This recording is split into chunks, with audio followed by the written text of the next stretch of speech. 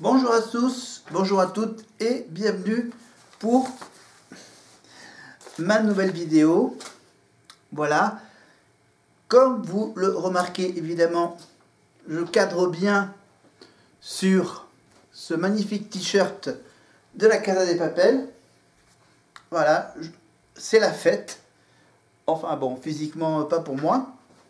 Vous voyez, le t-shirt qui me fait une petite moulure au niveau du bidon. Et donc pour cette vidéo, je me suis dit c'est la fête. Parce que c'est la fête, c'est le dixième jour de grève contre la réforme de la retraite. Et donc on est donc à la dernière manif, je pense, du mois de mars. Et en plus, regardez, j'ai été au coiffeur. Voilà, j'ai été me couper les cheveux pour le printemps. Après, j'irai me couper de nouveau les cheveux pour l'été. Et donc vous le savez, je fais une vidéo très courte parce que je suis en plein milieu d'un match de foot de l'équipe de France contre l'Irlande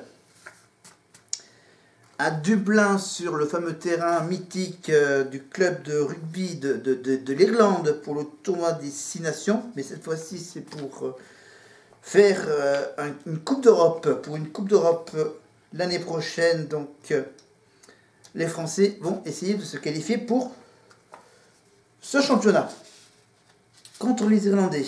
On a déjà battu les Pays-Bas 4-0.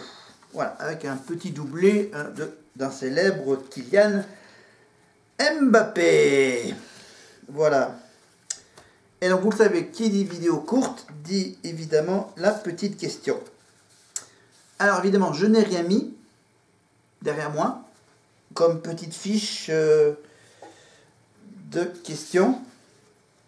Voilà, je vais quand même maintenant vous la mettre, la petite fiche. Hop. Alors je mets, hop, pardon, je décale les magnettes. Voilà. Voilà, je mets la petite série juste au-dessus de moi. Regardez, hop, je peux même me baisser pour que vous voyez bien marquer le mot Heroes. La série Heroes. Des héros, pardon. Les héros au super pouvoir, avec un qui sait voyager dans le temps, il y en a un qui sait voler, il y en a un qui sait changer de personnage, il y en a un qui... Enfin bref, c'est toute une histoire de héros au pouvoir extraordinaire. Ça se passe, donc ça commence par une éclipse qui leur donne des pouvoirs et qui essaie de vivre avec ces fameux pouvoirs magiques, avec bien sûr des gentils et des méchants dans l'histoire. Et donc j'ai ma petite question à vous poser sur cette série Heroes. Alors, non, on va simplement vous montrer la question que je vais vous poser. Regardez la question, elle est juste là. Elle arrive. Regardez. Voilà, attends, je suis obligé de me mettre carrément à plat derrière le canapé pour vous montrer la question de la série Heroes. La série et la question est la suivante. Qui est le père biologique de Claire Bennett? Qui est le père biologique de Claire Bennett? La pom-pom girl dans la série. Voilà. Et c'est celle, c'est celle qui a plusieurs pouvoirs, je crois. Je crois qu'elle peut voler. Et elle peut faire des...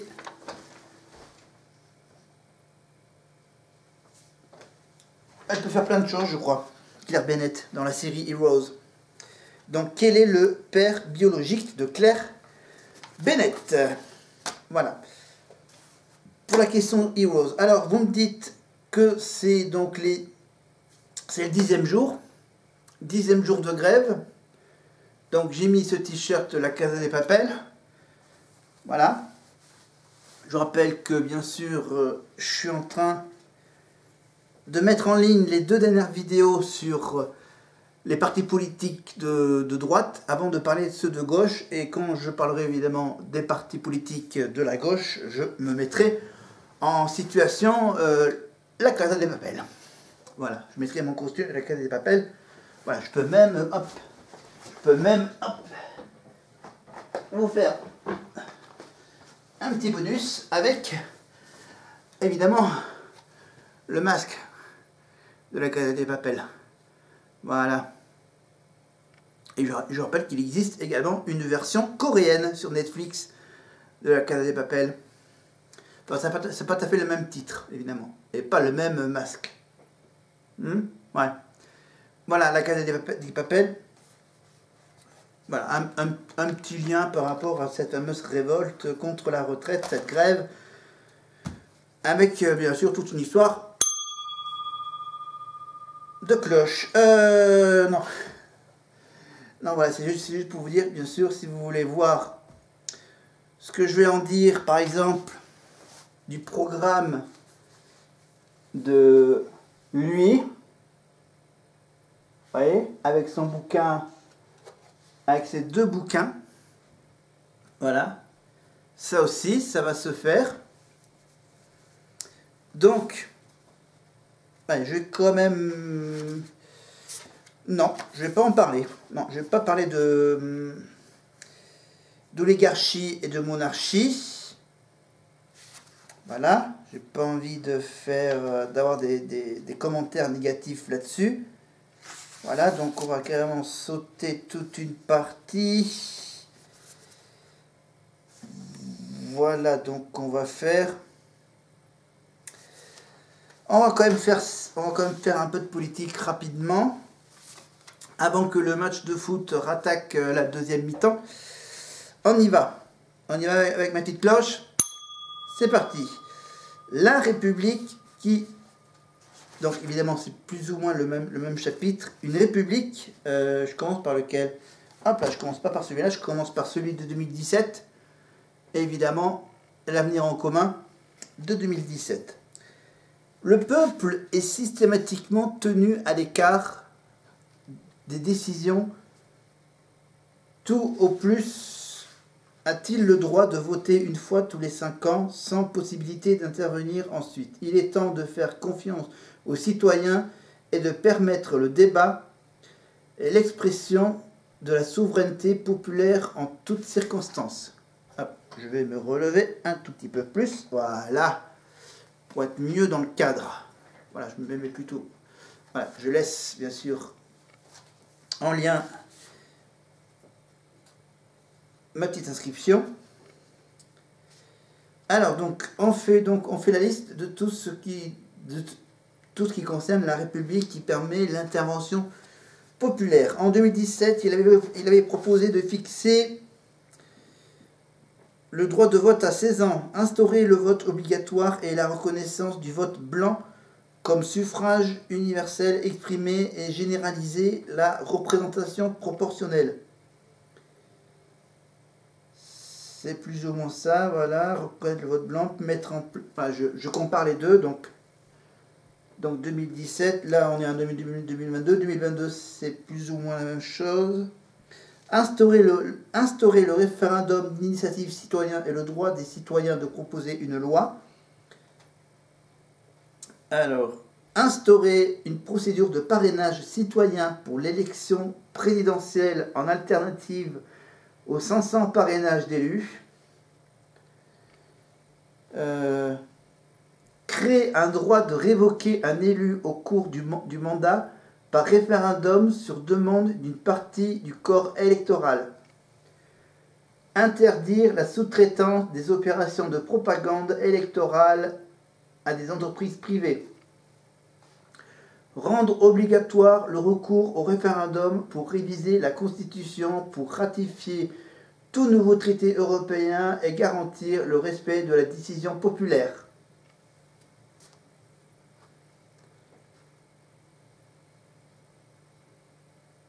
Voilà. Voilà, pour gagner un peu plus de temps, il y a 2-3 petites choses à savoir. 70% des Français sont favorables à l'instauration d'une procédure de parrainage citoyens par l'élection présidentielle en alternative aux 500 parrainages d'élus actuellement en vigueur. Et 69% des Français se déclarent favorables à l'instauration du référendum d'initiative citoyen. C'était évidemment un sondage IFOP, février 2019. Et pour les 70% des Français qui sont favorables à l'instauration d'une procédure de parrainage, c'était en 2021, avec Harris Interactif. Ah, en plus, il rajoute d'autres idées en plus.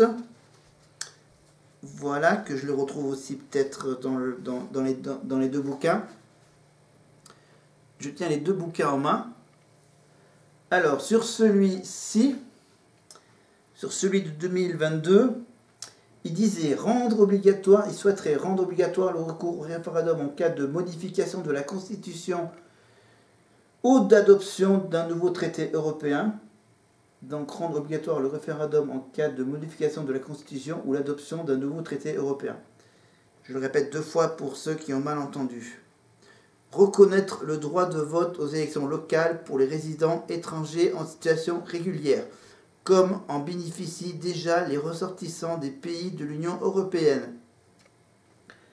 Affirmer les 3 échelons d'organisation décentralisée, communes, départements, régions, pour mettre fin à la superposition d'échelons technocratiques, les métropoles, les intercommunalités géantes, qui éloignent les citoyens des prises de décision. Rendre effectif le principe du non-cumul des mandats, y compris dans le temps, et abroger la loi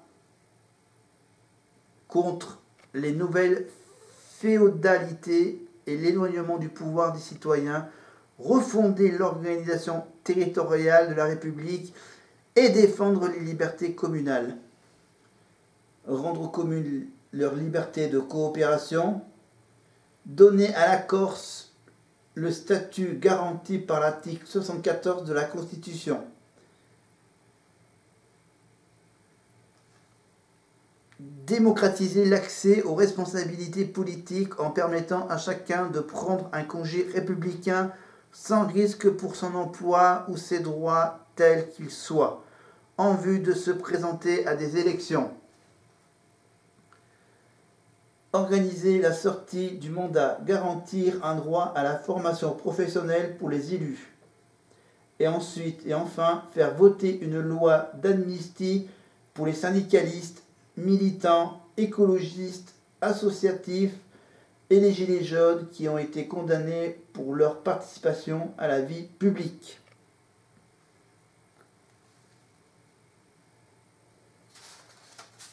Voilà. Voilà donc pour les 2 petits bouquins. Et donc maintenant, la réponse. La réponse à ma petite question d'Heroes. Avec la question du père, le père biologique de Claire Bennett. Eh bien la réponse, maintenant.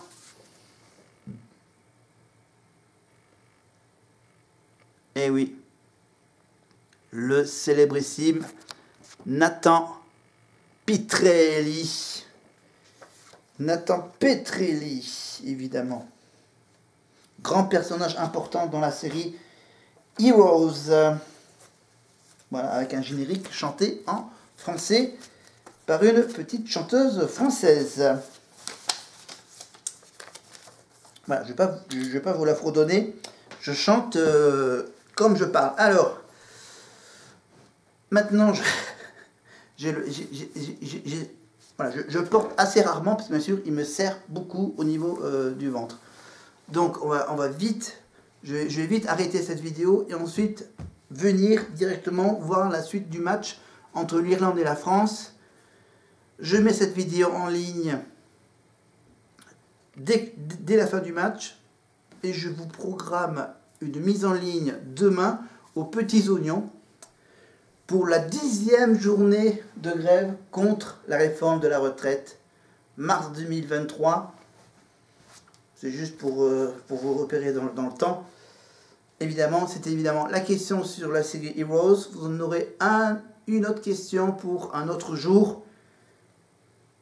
Un autre jour de manifestation. Et n'oubliez pas, la Casa des Papel est toujours là. Allez, on vous laisse avec ma petite cloche.